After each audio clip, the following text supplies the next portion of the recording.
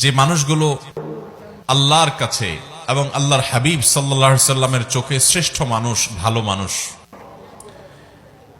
আজ আমরা নবী করিম সাল্লাল্লাহু আলাইহি সাল্লামের চোখে তাঁর দৃষ্টিতে 11 শ্রেণীর শ্রেষ্ঠ এবং ভালো মানুষ, নবীজির চোখে সবচেয়ে প্রিয় এবং শ্রেষ্ঠ ভালো মানুষগুলোর পরিচয় আমরা আজকে জানব।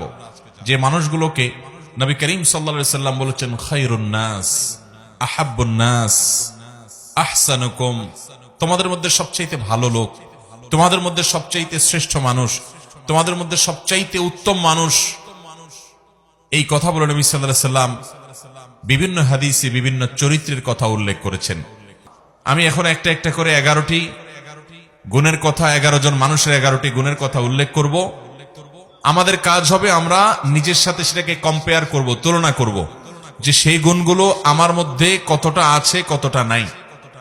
এই 11টি গুণের 11টি যদি কারোর মধ্যে থাকে তাহলে এই হবে সমাজের সবচেয়ে উত্তম মানুষ, সবচেয়ে টপ লেভেলের শ্রেষ্ঠ মানুষ, সবচেয়ে ভালো মানুষ।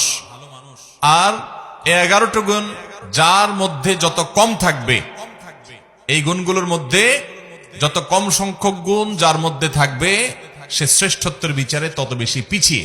অতএব আমরা কম্পেয়ার করব, তুলনা করব, এবং সম্ভব হলে নবী আলাইহিস সালামের এই হাদিসগুলোর আলোকে এই 11টি চরিত্রকে একটা কাগজে লিখে আমার বাসা বাড়িতে, অফিসে আমি লাগায় রাখলাম, ডায়েরিতে নোট করে রাখলাম, মাঝে মধ্যে চোখ বুলালাম, যাতে করে এর কোন গুণটা আমার মধ্যে আছে, কোন গুণটা নাই, সেটা আমি যাতে পর্যালোচনা করতে পারি, এবং যে গুণগুলো আছে সেগুলোকে টিক দিয়ে আল্লাহ শুকর আদায় করে সেগুলোকে মজবুতভাবে আরো সামনের জন্য ধরে রাখবো।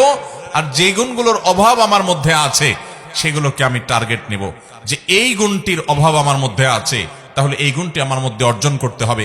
এই চ্যালেঞ্জ যদি আমরা নিতে পারি তাহলে ভাইরা আমার, আমাদের এই জীবন সাধনা সার্থক হবে, সিদ্ধ হবে।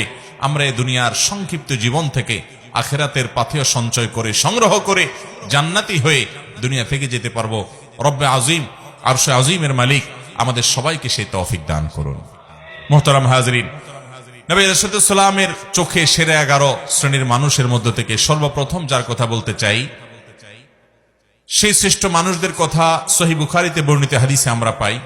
নবী করিম সাল্লাল্লাহু আলাইহি সাল্লাম বলেছেন খায়রুকুম মান তাআল্লামাল কুরআনা ওয়া আল্লামাহ। তোমাদের মধ্যে, এই যে আমরা অনেক মানুষ আছি এই মাহফিলে, এই গ্রামে, এই এলাকাতে, এরকম প্রত্যেকটা জায়গায় যত মানুষ আছে, এই মানুষগুলোর মধ্যে সবচেয়ে শ্রেষ্ঠ, সবচেয়ে মর্যাদাবান, আল্লাহর কাছে সবচেয়ে প্রিয় এবং সবচেয়ে উত্তম মানুষ হলো ওই শ্রেণীর মানুষ যারা কোরআন শিখে এবং কোরআন শেখায়।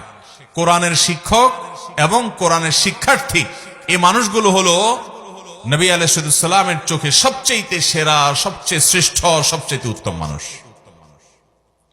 তাহলে এবার আমাকে মেলাতে হবে যে আমি কি কোরআনের ছাত্র না কোরআনের শিক্ষক।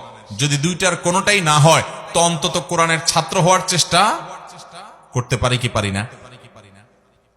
আপনি আপনার মসজিদের ইমাম সাহেবের কাছে কোরআন শেখা শুরু করে দেন। আপনি অনলাইনে বিভিন্ন কোর্স আছে, ভর্তি হয়ে যান। কোরআন শুদ্ধ করার চেষ্টা করেন। প্রথম টার্গেট, আল্লাহ তাআলা শুদ্ধ করার তৌফিক দিয়েছেন। 50, 60, 70% হয়ে গেছে, আলহামদুলিল্লাহ।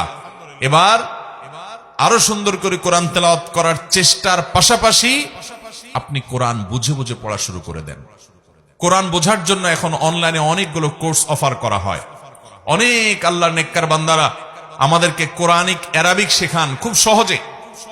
মাত্র সামান্য কয়েকটা ক্লাস করলেই অনলাইনে আপনি দেখবেন কোরআনে যে আপনি কথাগুলো আল্লাহ বলেছেন, আল্লাহর কালাম যখন তেলাওয়াত করবেন, আপনি দেখবেন যে আপনি সেটা বুঝতে শুরু করেছেন। আপনি অভূতপূর্ব এক স্বাদ এবং তৃপ্তি পাবেন যে আপনার রব কি বলছে আপনি বুঝতে পারছেন। নামাজে মনোযোগ আসবে, আপনার ভালো লাগা কাজ করবে।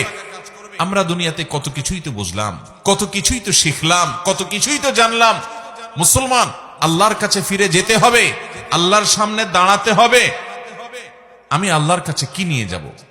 আল্লাহ যদি জিজ্ঞাসা করেন তুমি কত কবিতা জীবনে মুখস্থ করেছো, ইংরেজি ভাষা শিখেছো, আরেক ভাষা তোমার দুনিয়ার কল্যাণের জন্য, তুমি অনেক কিছু শিখেছো, ভালো কথা, কিন্তু তোমার অনন্ত অসীমকালের এই যাত্রায় তোমার যেন উপকার হয় সেজন্য তুমি এই কোরআন কি শিখেছো? মুহতারাম হাজিরিন, সেজন্য নবী সাল্লাল্লাহু আলাইহি সাল্লামের চোখে সেরা 11 শ্রেণীর মানুষের মধ্যে প্রথম শ্রেণীর মানুষের কথা বললাম, যারা কোরআন শিখে এবং কোরআন শেখায়। আপনি নিজে কোরআন শিখবেন, শেখা হয়ে গেছে, অন্যদেরকে শেখাবেন, চেষ্টা করবেন তো ইনশাআল্লাহ। আল্লাহ তাআলা আমাদেরকে তৌফিক দান করুন। কোরআনের শিক্ষার্থী হয়ে সারা জীবন কাটাবো ভাই। আজ উচ্চারণটা শুদ্ধ করে শিখবো, কাল আল্লাহ কি বলেছেন সেটা বোঝার জন্য কোরআনিক আরবিকের বিভিন্ন অনলাইন অফলাইন কোর্স শুরু করব। মসজিদ ইমাম সাহেবকে বলবো, হুজুর একটু কোরআনে আল্লাহ কি বলেছেন আমাদেরকে বোঝান। তাফসীর জানার চেষ্টা করব, ব্যাখ্যা জানার চেষ্টা করব। আজকে একটা আয়াতের ব্যাখ্যা জানবো, কালকে আরেকটা আয়াতের ব্যাখ্যা জানবো। এভাবে প্রতিদিন কোরআন শিখতে থাকবো। কোরআন শেখার মধ্যে যদি আপনি অব্যাহত থাকেন, মনে রাখবেন আপনি আল্লাহ এবং তার রাসূলের চোখে শ্রেষ্ঠ মানুষ হতে পারবেন। এই কোরআন এসেছে আমাদেরকে সুখী করবার জন্য, দুনিয়াতেও আখিরাতেও। অতএব কোরআন শিখবো, শেখাবো।